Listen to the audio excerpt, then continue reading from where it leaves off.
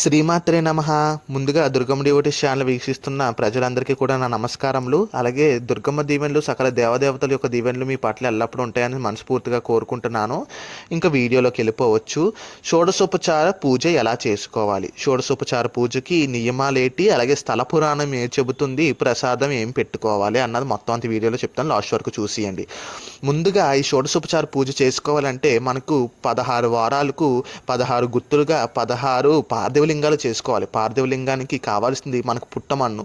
చక్కగా పుట్టమన్ను తెచ్చుకొని అందులో పసుపు, కుంకుమ, జవ్వాదు, గంధము వేసుకుని, మీ దగ్గర ఏమైనా సుగంధ ద్రవ్యాలు ఉంటే అందులో వేసుకొని చక్కగా పార్థివలింగాన్ని ఇంట్లో చేసుకొని చక్కగా అలంకరించుకొని ఒక ప్లేట్లో కానీ ఏదైనా పెట్టుకొని ఇలాగా వారానికి కూడా చేసుకోవాలి. మీరు ముందుగుండా ఒకేసారి చేసేసుకోకూడదు. పూజ చేసుకునేటప్పుడే ముందు పార్థివలింగాన్ని చేసుకుని అప్పుడు పూజ మొదలు పెట్టండి. పూజ చక్కగా చేసుకునేటప్పుడు చక్కగా ఆ పరమశివుడు, మహాదేవుడు అందులో లీనమైనట్టు మీరు మనస్ఫూర్తిగా భావించారంటే అందులోనే ఉంటారు. చక్కగా అలాగే ఈ షోడశోపచార పూజ చేసుకునేటప్పుడు మనం ప్రసాదం పెట్టాలి అంటే, అన్నవరం సత్యనారాయణ స్వామికి గోధుమ రవ్వతో ప్రసాదం చేస్తారు కదా, ఆ గోధుమ రవ్వ ప్రసాదమే స్వామివారికి మనం నివేదించుకోవాలి. ఆ ప్రసాదాన్ని మన యూట్యూబ్లో చాలామంది చెప్పారు, అది ఎలా చేసుకోవాలన్నా కూడా చూసి నేర్చుకొని చక్కగా ప్రసాదం కూడా చేసుకున్న తర్వాత పార్థివలింగానికి చక్కగా పాదపట్టం యొక్క కుడి చేతి పక్క, అలాగే ఎడమ చేతి పక్క మధ్యలో, అలాగే లింగానికి చక్కగా బొట్టు పెట్టుకోండి. ఎందుకంటే దానికి కూడా ఒక నియమం ఉంది. ఎందుకో అది కూడా నేను చెప్తాను, చూసేయండి లాస్ట్ వరకు. చక్కగా పార్వతీదేవి శివుని యొక్క భారీ స్థానంలో రావడానికి పార్వతీదేవి కూడా ఈ షోడశోపచార పూజ చేసుకొని మహాదేవుని యొక్క భార్యగా అమ్మవారు వచ్చారు.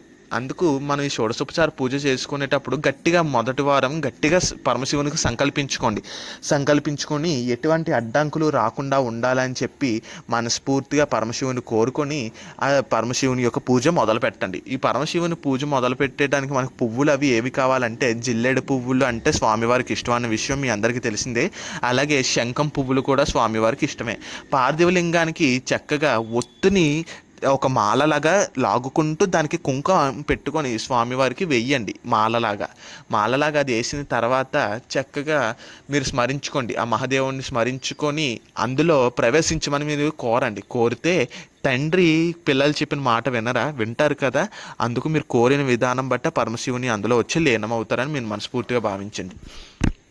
చక్కగా పార్థివలింగాన్ని అది చేసుకున్న తర్వాత పుష్పంతో కూడా నీట్గా అలంకరించుకోండి. మొత్తం చిత్రపటాలు అన్నీ అలంకరించుకున్న తర్వాత దీపము కుందును కూడా చక్కగా అలంకరించుకోండి. ఎందుకంటే సాక్షాత్తు దీపము గౌరీ పరమేశ్వరి యొక్క స్వరూపం, అలాగే లక్ష్మీ విష్ణువుల యొక్క స్వరూపం. అందుకు కూడా మీరు చక్కగా దీపకుందుకి గంధము కుంకుమతో బొట్టు పెట్టుకొని ఆ దీపానికి ఒక పుష్పం కూడా సమర్పించుకోండి. మీ ఇంట్లో చిత్రపటాలు అవి ఏవి లేకపోయినా సరే దీపానికి ఒక్కదాన్ని వెలిగించుకొని అందులోనే సాక్షాత్ ఆ దేవదేవతలు ఉన్నారని మనస్ఫూర్తిగా భావించారంటే మీ కోరిక చక్కగా నెరవేరుతుంది. అందుకు చక్కగా దీపం కుందుని కూడా అలంకరించుకొని పుష్పములతో మొత్తం అంతా అలంకరించుకోండి. ముందుగా దీపాన్ని వెలిగించే ముందు శుక్లాంబరధరం విష్ణుం శశివర్ణం చతుర్భుజం ప్రసన్నవదనం ధ్యాయేత్ సర్వ విఘ్నోపశాంతయే అని గణపతికి శ్లోకం చదువుకొని గట్టిగా గణపతికి సంకల్పించుకోండి. దేవా, నాకు ఎటువంటి అడ్డంకులు రాకుండా ఈ షోడశోపచార పూజ చక్కగా అవ్వాలని చెప్పి మనస్ఫూర్తిగా స్వామివారిని కొలుచుకున్న తర్వాత దీపాన్ని వెలిగించుకునేటప్పుడు శుభం కరోతి కళ్యాణం ఆరోగ్యం ధన సంపద శత్రుబుద్ధి వినాశాయ దీపం జ్యోతి నమోస్తుతే. దీపం వెలిగించుకునేటప్పుడు మీరు అగ్గిపెట్టితో వెలిగించకంట ఇలా ఏకహారతిని చక్కగా అలంకరించుకోండి. పసుపు కుంకుమతో అలంకరించుకొని అందులో కొద్ది నూనె వేసుకొని చక్కగా దీపాన్ని వెలిగించుకోండి. అంతేగాని అగ్గిపెట్టిని మాత్రం వాడొద్దు.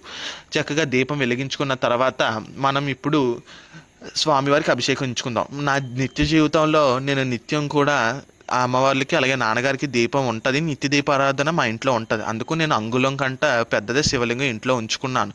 అలాగే నా ఇంట్లో 3 శివలింగాలు ఉన్నాయి. అందుకు నేను పెద్దగా నాకు ఎటువంటి అడ్డంకులు అవి ఏమీ కనబడలేదు. అసలు ఎందుకంటే వస్తాయి, ఎటువంటి అనార్థాలు జరగవు, అంతా మంచి జరుగుతుంది. అందుకు నేను ఎటువంటి భయపడకుండా చక్కగా లింగాన్ని ఇంట్లో పెట్టుకున్నాను. తర్వాత లింగం పెట్టుకుంటే పాదపట్టం మాత్రం ఉత్తర దిక్కునే తిరిగి ఉండాలి. ఎందుకంటే ఉత్తర దిక్కు సాక్షాత్ పరమశివుని యొక్క స్థానం. హిమాలయ పర్వతాల్లో పరమశివుడు కొలువుదీరాలని మనం అనుకుంటాం కదా, ఆ స్థానంలోనే ఉత్తర దిక్కునే ఆ హిమాలయ పర్వతాలు ఉన్నాయి. కాబట్టి మన పాదపట్టం ఉత్తర దిక్కునే పెట్టుకోండి. ఉత్తర దిక్కునే పెట్టుకున్న తర్వాత చక్కగా మీతో చెప్పాను, లింగాన్ని యొక్క పాదపట్టం కుడి చేతి పక్క గణేశుడు ఉంటాడు. మొదటి గణేశునికి గణేశునికి అభిషేకించుకోవాలి.